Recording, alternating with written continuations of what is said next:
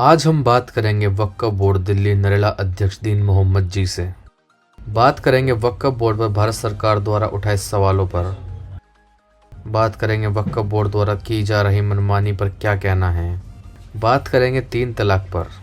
बात करेंगे school dress पर हिजाब या ड्रेस। क्या बुर्का रखना ज़रूरी है। क्या हिंदू मंदिरों में मुस्लिम जाने पर फतवा देना सही है। ऐसे ही अनेक सवालों के जवाब जानने के लिए देखें पूरी खबर। नमस्कार दोस्तों, मैं टैलेंट फंड रोहतास सिंह योगी। आज मेरे साथ में है भाई दीन मोहम्मद जी, जो वक्फ बोर्ड से नरला अध्यक्ष हैं और उसके साथ साथ में बहुत सी संस्थाओं के साथ जुड़कर समाज सेवा कर रहे हैं और भारतीय जनता पार्टी के भी कर्मठ कार्यकर्ता हैं।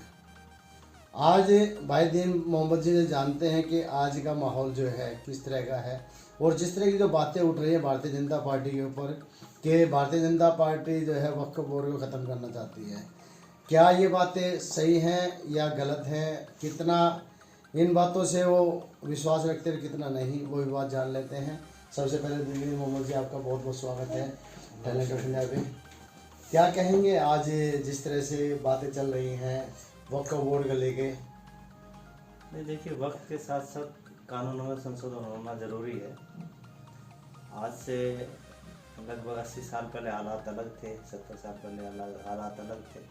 उस टाइम के हिसाब से वो कानून बनाए गए थे, आज कुछ और हालात है। तो कानून जो भी है तो वक्त के साथ साथ संशोधन तो होता ही है कानूनों में। तो होना ज़रूरी है इसमें? हाँ, होना ज़रूरी है। जो चीज़ ऐड करनी है, जो ज़रूरी है उसको ऐड करें, जो ख़त्म करना है उसको ख़त्म करें। तो जो आवाज़ें उठ रही हैं वो किस तरह की आवाज़ें उठ रही हैं, क्या कहना है? जिस तरह से बहुत से मुस्लिम जो गुरु हैं, धर्मगुरु हैं, वो कहते हैं कि ये हमारा अपना हम सीरिया के हिसाब से चलेंगे और एक तरफ कहते हैं कि संविधान के हिसाब से चलेंगे। तो संविधान और सीरिया को किस तरह से मतलब जो है नाप सकते हैं? ये दोनों चीज़ें अलग अलग है। सीरिया हमारे यहाँ नहीं हो सकता किसी भी तरीके से। हमारे यहाँ तो सिर्फ जो हमारे देश का संविधान है वही लागू रहेगा और वही चलता रहेगा। बाकी अज्ञान लोग कुछ भी कहे उसका क्या लागे। जो अनपढ़ हैं? नहीं, अनपढ़ नहीं, अज्ञानता जिनके पास ज़्यादा है। अज्ञानता वही होती है ना, जो पढ़े लिखे होकर भी अज्ञानी अनपढ़ होने का काम करते हैं। हाँ, वो लोग, वही लोग ना। बिल्कुल। तो अभी जो जिस तरह से बातें आती हैं कि हम जो है, आप इस चीज़ को सोच कर देखिए कि आज महिलाएं एयरप्लेन भी उड़ा रही हैं और आज महिलाएं हर फील्ड में सबसे आगे हैं। उसके बावजूद जो है ये ऐसे क्यों होता है कि मुस्लिम महिलाओं को कह देता है कि आप हमेशा हिजाब में रहिए या बुर्का पहन के रहिए, ऐसे क्यों कह देते हैं? नहीं, इसको जो लोग कहते हैं वो गलत है। वो जो बेटियां हैं या बहुएं हैं वो अपनी इच्छा से रहे, उसको किसी को क्या दिक्कत है? भाई, किसी को कोई भी चीज़ ज़बरदस्ती करना वो गलत है ना। ठीक है। तो अगर किसी को आप थोप रहे हो या कह रहे हो आप बुरखे में निकलो, लड़की आज़ाद होना मतलब अपने तरीके से जीना चाहती है। अब देखिए, आप लोग इस चीज़ को समझ नहीं पाते। विवाद बेकार के विवाद हैं। जो बच्चे बेटियां डॉक्टरी कर रही है, MBBS कर रही है, BDS कर रही है, वो कहाँ हिसाब में रहती हैं? वो डॉक्टरी करती हैं, लेकिन उन पर कोई बहस नहीं होगी, रोने भी नहीं चाहिए। अगर वो बुरखा पहन के करना चाहेंगे तो कैसे करेंगे? होगा नहीं। तो ये बेकार के मसले हैं, इन पर कोई चर्चा करके टाइम वेस्ट करने वाली बात, टाइम बर्बाद करना है। अच्छा, एजुकेशन की तरफ जिस तरह देखा जाए, मदरसों को जो है उत्तर प्रदेश में भी और कई जगह जो है बहुत से मदरसों को जो है बंद कर दिया गया है। नहीं, जिस तरह से कहा जा रहा है, सुनने में आ रहा है। देखिए, जो आपने बात कही ना, ऐसा नहीं है। अभी सुप्रीम कोर्ट के ऑर्डर आए हैं कि जो यूपी मदरसा बोर्ड है वो एज इट इज रहेगा। ठीक है। उसमें कुछ अच्छा देखा, लेकिन उसमें ग्रेजुएशन नहीं होगी उसके अंदर। ठीक है। और इसके अलावा क्या है, देखिए, अज्ञानता को हम कहाँ तक नाप सकते हैं मेरा आइडिया नहीं है, लेकिन आधुनिक शिक्षा बहुत ज़रूरी है। आप अपने धर्म की शिक्षा करो, जो जिस भी धर्म में आप पैदा हुए हो उसमें शिक्षित होना भी जरूरी है, लेकिन आधुनिक शिक्षा के बगैर जिंदगी अधूरी है। बिल्कुल, ये बात बिल्कुल सही है। और देश को विकसित करना है तो हर बच्चे को शिक्षित होना पड़ेगा, चाहे वो किसी भी धर्म का और किसी भी जाति का। और स्वयं का विकास भी करना है तो भी पढ़ना जरूरी है। तभी बढ़ सकते आगे, नहीं तो नहीं कर सकते। तो ये बेकार के मसले हैं, इनमें कोई वो नहीं है कि भी हिजाब पहरा नहीं पहरा, बच्चे कैसे पढ़ेंगे, उसके बच्चे की आज़ादी है, जिसको जैसे तरीके से पढ़ना है। अगर देखिए, कोई चीज़ हम टॉफ़ी को एक उसमें उसके पाउच में पैक करके रखते हैं, कुछ चीज़ें ऐसी हैं जैसे गुड़ खुले में भी रहता है, हम्म, अब दोनों मिट्टी ही तो है ना। हम्म, तो डिपेंड करता है कि वो जो टॉफी है या गुड़ है वो किस तरह रहना चाहे। मेरे हिसाब से तो अगर कुछ बेटियां हैं या कोई हिजाब में रहना चाहे तो वो रहे, कोई आज़ाद मतलब जो बिगर हिजाब के रहना चाहे वो रहे, तो उससे क्या फर्क पड़ता है। चलो मेन चीज़ एजुकेशन है। आपको आगे बढ़ना है, आपको और मुझे नहीं, देश को आगे बढ़ाना है। तो एजुकेशन से बड़ी दुनिया में कोई भी चीज़ नहीं है। अच्छा एक चीज़ और भी है, जिस तरह से कोई भी है, अगर जिस तरह पुलिस का हुआ महकमा लेने के लिए वो अपनी वर्दी देता है, इसी तरह से आप किसी स्कूल में जाएंगे तो वहाँ पे भी वो अपनी ड्रेस कोड होता है, उनका ड्रेस कोड सभी का होता है। और कोर्ट में जाएंगे तो वकील का कोड अलग रहेगा और जज का कोड जो है ड्रेस कोड अलग अलग रहेगा, तो सबके अलग अलग रहते हैं। तो इस तरह से फिर स्कूलों में जो जिस तरह से कुछ कह देते हैं नहीं हमारे बच्चे तो इसी तरह से आएंगे, और वो स्कूल कहता है जी नहीं हमारे इसमें जो है यहाँ देखिए हमारा रूल्स खराब हो जाएगा। यहाँ भी एक अज्ञानता का शब्द है। स्कूल में जो बच्चे एक ड्रेस में आते हैं ना, ड्रेस कोड होता है, उसमें दो चीज़ों को खत्म किया जाता है उस ड्रेस कोड से। एक तो धर्म को, दूसरा अमीरी और गरीबी को। इसलिए वो ड्रेस कोड है स्कूल का, ठीक है। कॉलेज में कोई ड्रेस कोड नहीं होता। तो अब जिन लोगों को नहीं पता तो उसका तो इलाज क्या है। अगर मेरा बच्चा जिस स्कूल में जाएगा तो स्कूल की ड्रेस पहन के जाएगा, हाँ नहीं तो फिर वही बात उसका है। एक कारण है, मतलब ना तो वो हीन भावना वाला कोई सिस्टम ना नहीं है। धर्म वाला जो सिस्टम खत्म हो जाता है वहाँ हाँ। पे ड्रेस कोड से। दूसरा अमीरी और गरीबी। भाई अगर आप अमीर हो तो बहुत बढ़िया कपड़े पहन के आओगे, ड्रेस कोड नहीं होगा तो गरीब का फटा हुआ आएगा, फटा हुआ कोई। इसलिए उन्होंने एक ड्रेस कोड रखा है। इसलिए देश के अपने जो स्कूल के जितने भी एक सिस्टम है शिक्षा विभाग का, उसने इसलिए ड्रेस कोड बनाया है कि 12वीं तक जो बच्चे पढ़ते हैं वो एक ही ड्रेस रहे, ताकि अमीरी गरीबी जाति धर्म छोटा बड़ा ये चीजें नजर ना आए ये चीजें। अब आप उसमें कहो कि भाई वो हिजाब पहन के जाएगी, वो नहीं पहन के जाएगी, वो चुन्नी ओढ़ के जाएगी, ये बेकार के चर्चे हैं, बेकार के मसले हैं, टाइम खराब करने वाली बात है टाइम बर्बाद है मेरे हिसाब मतलब राजनीति होती है इस पे। से। राजनीति मूर्खता होती है। अब वो मूर्खता में राजनीति करते हैं कुछ लोग, राजनीति करने नहीं आती। सियासत खेलना चाहते हैं लोग। सियासती लोग तो इन चीजों बातों पे चर्चा ही नहीं करेंगे ना, वो लोग करेंगे जो बेवकूफ लोग। अच्छा चलो इस चर्चा कर लेते हैं 3 तलाक पे, जो 3 तलाक का मुद्दा जो खत्म किया है। खत्म नहीं किया 3 तलाक का मुद्दा, नहीं। उसका रूट बदल दिया है, हाँ हाँ उसका तरीका बदल दिया है। कैसे? देखिए पहले क्या था, धर्मों में ना, इस्लाम धर्म में एक अज्ञानता बड़ी तेजी से बढ़ी थी कि तलाक का एक तरीका है कुरान शरीफ में कि आप 3 बार तलाक दोगे, इकट्ठे नहीं दोगे, अलग अलग समय पे 1 महीने 2 महीने बाद। और एक बड़े हाँ लगता है कि भाई ये नई सुधर में आ रहा है तो उसका एक तरीका है उसके अंदर दे रखा है, लेकिन लोगों ने वार्निंग उसको होती है। फॉलो करना बंद कर दिया था, ठीक है। उसको मोड़ दिया था दूसरे दिन, मेल से तलाक देना, व्हाट्सएप पे तलाक देना, 3 बार इकट्ठा कर देना, एक एकदम क्या देना तलाक तलाक तलाक खत्म हो गया। तो उसको थोड़ा सा भारतीय जनता पार्टी की सरकार ने, देश की सरकार ने उसको थोड़ा सा उसका रूट चेंज करके उसको ठीक करने की कोशिश करी, जिससे बच्चों को काफी फायदा हुआ है। माता बहनों को फायदा इससे सबको है। लेकिन ओबीसी तो कह रहा है कि नहीं हमारे इसमें तो हम तो अपने उससे चलेंगे, कुरान के हिसाब से चलेंगे हमारे कुरान के हिसाब से था वो। लेकिन वो तो कह रहा है हमारे इसमें नहीं है ये। नहीं, अब देखिए आप एक बार कुरान पढ़ के देखो, उसमें साफ साफ लिखा तलाक के बारे में, बिल्कुल पॉजिटिव लिखा, पॉजिटिव ये कानून है इसको। अच्छा आप एक चीज़ बताओ कि इंडिया में ये कानून अब 2-3 साल पहले आया है, पाकिस्तान में तो 1962 में ये कानून है। इससे पहले जो मुस्लिम देश है उनमें 22 देशों में ये कानून ऑलरेडी पहले से ही है। तो आप ये बताओ ना, इसमें तो चलो और लोग के अपना हिंदू धर्म भी है, बौद्ध भी है, कई धर्म है, लेकिन जो टोटली मुस्लिम कंट्री है उसके अंदर तो पहले ही अगर गलत होता तो वो भी लोग गलत होते हैं। बिल्कुल ठीक बात है। लेकिन अपने इंडिया में तो जो है ना वो उस चीज़ को समझते तो है नहीं, पढ़ना लिखना तो है नहीं लोगों ने, और उसके बारे में अच्छी तरह से जानकारी लेनी नहीं है। तो वो कह देना कि नहीं हमारे इसमें तो ये लिखा है, अरे भाई लिखा है तो फिर उसके हिसाब से चल लो ना, फिर उसके हिसाब से चल के देख लो, फिर वो भी नहीं चलना, अपनी मर्जी चलानी है। नहीं, देखिए क्या आती है अधूरी जानकारी हमेशा जो है नुकसान करती है।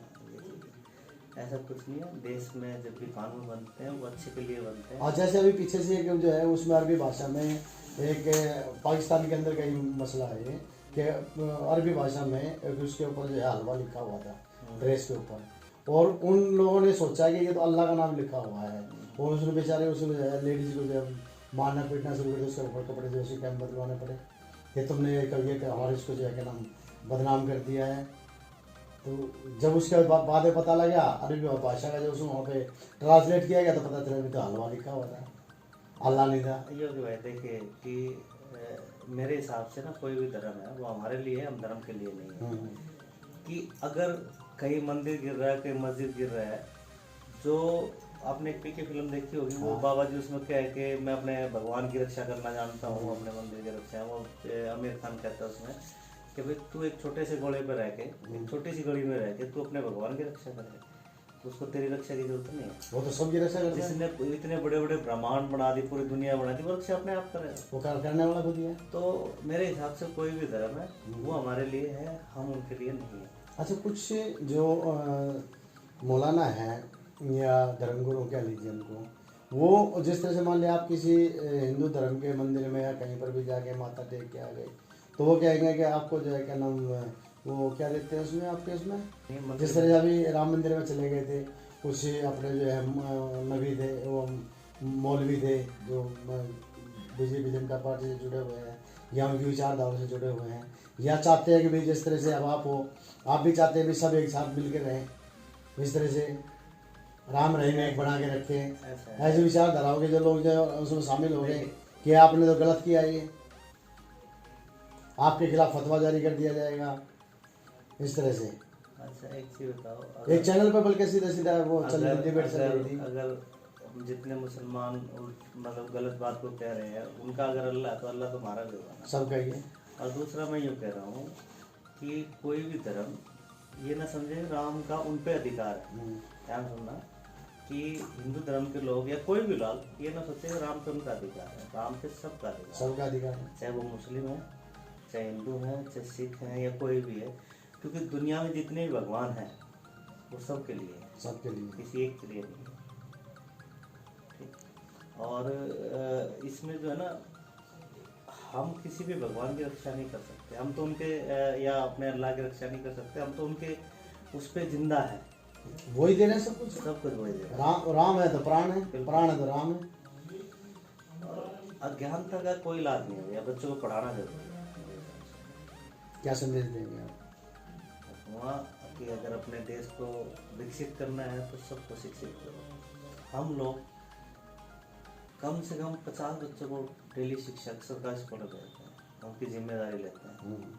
ठीक, आप तो गए भी हो वहाँ पे, वे सब अनाथ बच्चे हैं, तो हर आदमी को ये सोचना होगा अपने अलावा सब बच्चों का ध्यान रखें, औरों को भी ध्यान रखें। किसी को जैसे अभी एक सिस्टम चला था कि एलजी साहब गांव को गोद ले रहे थे डेवलपमेंट करने के लिए, तो किसी बच्चे को गोद लेना चाहिए।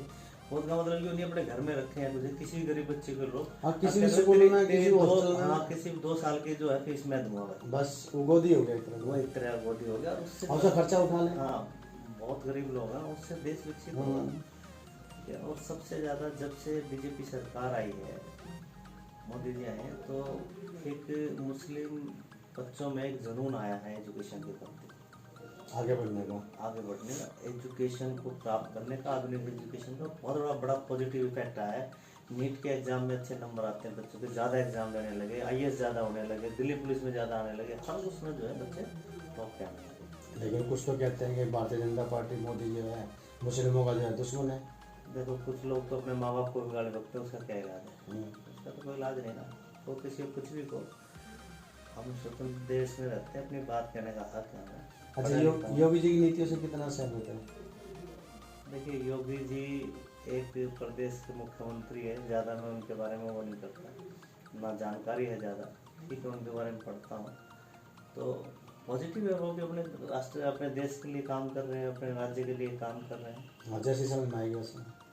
जो गलत होगा वो गलत है, और गलत को तो सरकार बख्शेगी भी नहीं ना, कानून बख्शेगा भी नहीं, कोई भी हो चाहे, तो मैं हूँ या जो लोग थे जो चले गए, तो ठीक है, ठीक काम है। चलिए, बहुत बहुत धन्यवाद आपका। और ये थे भाई दीन मोहम्मद जी, और हमने इनसे सारी बातें की हैं, हर तरीके के सवाल किए हैं, और भाई ने हर तरीके के सवाल पर जो जवाब भी दिया है। और हम कोशिश भी करेंगे कि आगे भी अगर कभी कोई क्वेश्चन, कोई अगर हमारे दिमाग में या कहीं समाज में कोई इस तरह का अगर बदलाव लाने का अगर हो सकता है कि, क्योंकि देखिए दीन मोहम्मद जैसे भाई जो है होने ज़रूरी हैं। जिस तरह से अभी बताया कि हम शिक्षित होंगे तो देश विकसित होगा, इस विचारधारा के साथ अगर आप आगे बढ़ते रहेंगे तो देश के साथ साथ हम भी विकसित होंगे, और जब हम विकसित होंगे तो देश भी विकसित होगा। चलो दिल मोहम्मद जी, एक छोटा सा सवाल और कर लेते हैं। आपका सपना क्या है? देखिए, सपने तो अपने खूब लेते हैं सोने के बाद, जागने वाले जो सपने हैं वही इंसान को ऊपर उड़ा के ले जाते हैं। मैं ये चाहता हूँ कि मरने से पहले दुनिया के अंदर हमारा देश हर चीज़ में प्रथम स्थान, विश्व गुरु में, मतलब जैसे आज अमेरिका का नाम ले रहे हैं या किसी और, ऐसे इंडिया का नाम है, ऐसे इंडिया का नाम पूरी दुनिया में फर्स्ट पे हो, आर्थिक स्थिति में, ज्ञान में, पावर में, हर चीज़ में। हम चाहते हैं कि हर चीज़ बदल जाए वक्त के साथ साथ। बड़ी खुशी होगी मरने से पहले अगर ये हम देख पाए तो। चलिए, बहुत बढ़िया। और हमारे जो युवा देख रहे हैं वो इन बातों को अगर सुनेंगे तो शायद उस पर अमल भी करेंगे, और कोशिश कीजिए, क्योंकि देखिए ये हर किसी की तमन्ना है, ये खाली मोदी की या राजनीतिक दलों की ही नहीं है, सभी की तमन्ना यही है कि हमारा देश जिस तरह से अमेरिका का नाम सबसे ऊपर है, चीन का नाम सबसे ऊपर, इसी तरह से भारत का नाम सबसे ऊपर हो। और जहाँ तक अब देखा जा रहा है कि धीरे धीरे कर सभी देश जो है इंडिया के, जैसे इंडिया कहता है उसी बातों को फॉलो कर रहे हैं। तो जिस तरह से जो बाहर के देश अपने देश के नेता की बातों को मान रहे हैं, तो हमारे देश के सभी युवाओं को और सभी लोगों को कोशिश करनी चाहिए कि उनकी बातों को वो भी माने। चलिए, बहुत बहुत धन्यवाद। और आगे जो है किसी न किसी और हस्ती के साथ हम फिर बैठते हैं और जानते हैं उनकी विचारधाराएं क्या कुछ कहना है। बने रहिए